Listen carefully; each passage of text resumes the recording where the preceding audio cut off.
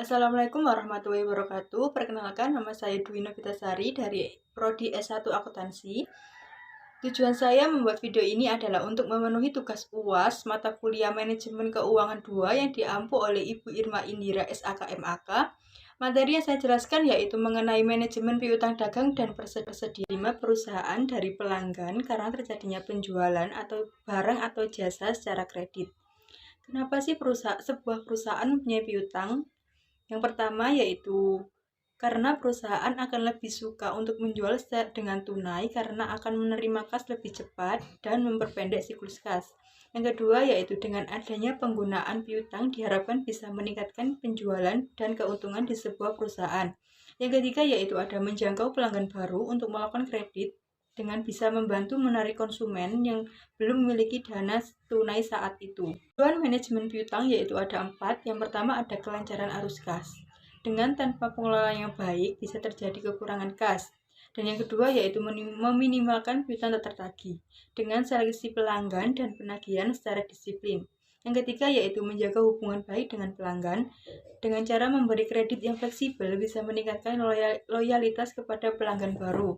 Yang keempat yaitu ada peningkatan penjualan di sebuah perusahaan dengan cara mengkredit dapat mendorong pelanggan dengan memberi banyak. Kemudian yaitu ada faktor yang mempengaruhi piutang, ada 2 faktor yaitu dari pihak eksternal dan pihak internal. Pihak eksternal sendiri ada 2 yaitu permintaan terhadap produk dan juga karakteristik industri. Dan yang dari internal yaitu adalah kebijakan promosi dan iklan dan juga kebijakan piutang. Pengertian faktor eksternal dan internal sendiri yaitu eksternal yaitu tingkat piutang dan persediaan dipengaruhi oleh jenis industri, persaingan, dan musim, di mana produk musiman menyebabkan fluktuasi piutang saat musim penjualan. Contohnya yaitu sebuah perusahaan pakaian mengalami peningkatan piutang, tapi saat musim lebaran karena penjualannya meningkat secara tajam, namun sebagian besar pembelian dilakukan secara kredit. Ini menunjukkan pengaruh faktor musiman. Faktor internal sendiri yaitu kebijakan kredit dan promosi mempengaruhi piutang. Kredit longgar dan promosi agresif meningkatkannya, tetapi sementara kredit ketat menurunkannya.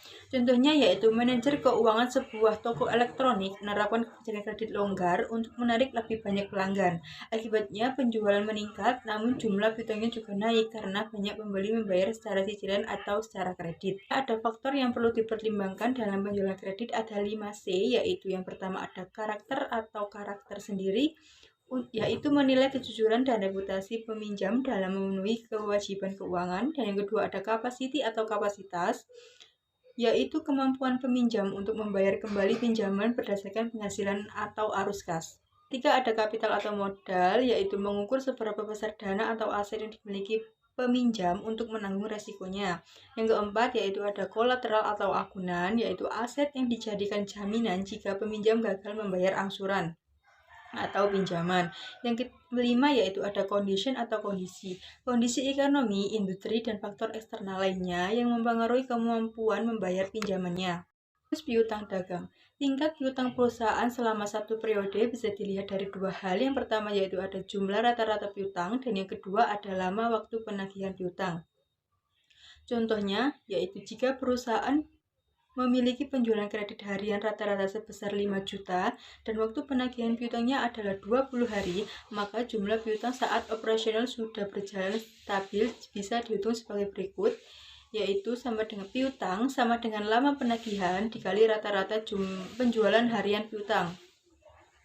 Lama penagihan selama 20 hari dikali rata-rata penjualan sebesar 5 juta sama dengan 100 juta. Selanjutnya yaitu ada manajemen persediaan. Pengertian persediaan sendiri yaitu barang-barang yang dimiliki perusahaan untuk dijual kembali atau digunakan dalam produksi.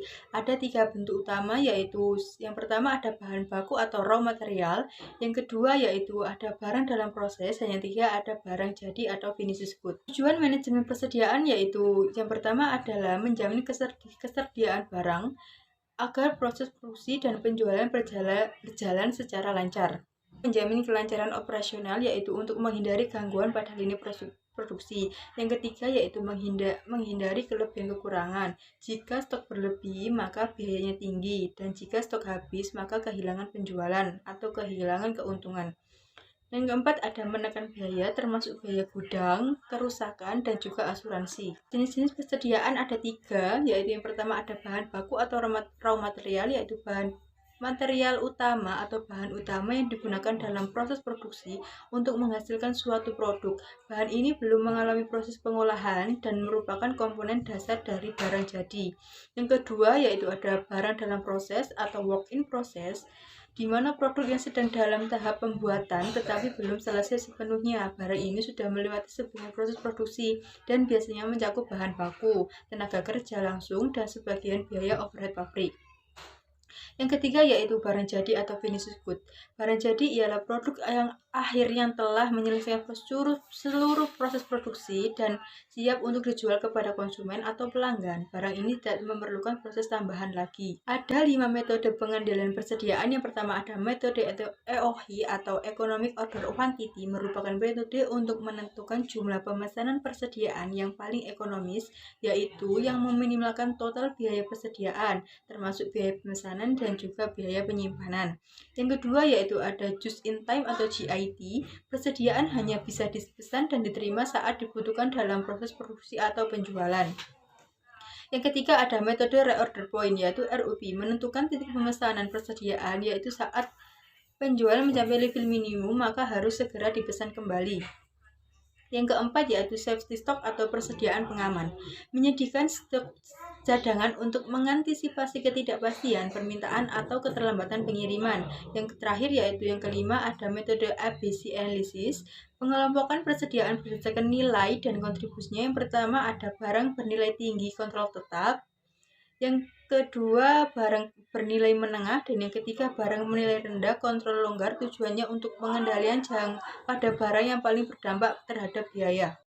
Model EOHI atau Economic Order of Quantity yaitu digunakan untuk menghitung jumlah pemesanan persediaan yang paling optimal dalam sekali pesan. Tujuannya yaitu untuk meminimalkan total biaya persediaan yang terdiri dari satu, biaya pemesanan atau ordering cost, yang kedua yaitu biaya penyimpanan yaitu holding cost. Model ini mencari kuantitas pemesanan HI yang paling efisien sehingga perusahaan tidak terlalu sering memesan yang meningkatkan biaya pemesanan atau menyimpan terlalu banyak barang yang meningkatkan banyak penyimpanan. HI sendiri yaitu HI sama dengan kuadrat 2DS dibagi H, yaitu keterangannya D sama dengan permintaan tahunan atau unit per tahun, S yaitu biaya pemesanan per pesanan, H yaitu biaya penyimpanan per unit atau per tahun. Yaitu sebuah toko menjual 10.000 unit barang per tahun, biaya sekali pesan barang adalah 200.000 dan biaya penyimpanan per unit per tahun adalah Rp500. Yang ditanyakan yaitu berapa unit barang yang sebaiknya dipesan setiap kali pembelian agar efisien, yaitu diketahui D-nya 10.000 unit per tahun, S-nya 200.000 dan hanya Rp500. Dengan memasukkan rumusnya yaitu EOHI kuadrat 2 dikali 10.000 dikali 200.000 dibagi Rp500 sama dengan kuadrat 4 miliar dibagi Rp500 sama dengan kuadrat 8 miliar, yaitu sama dengan 2.828 per unit. Terima kasih untuk materi yang sudah saya sampaikan. Apabila ada kurang dan lebihnya, saya mohon maaf yang sebesar-besarnya. Wassalamualaikum warahmatullahi wabarakatuh.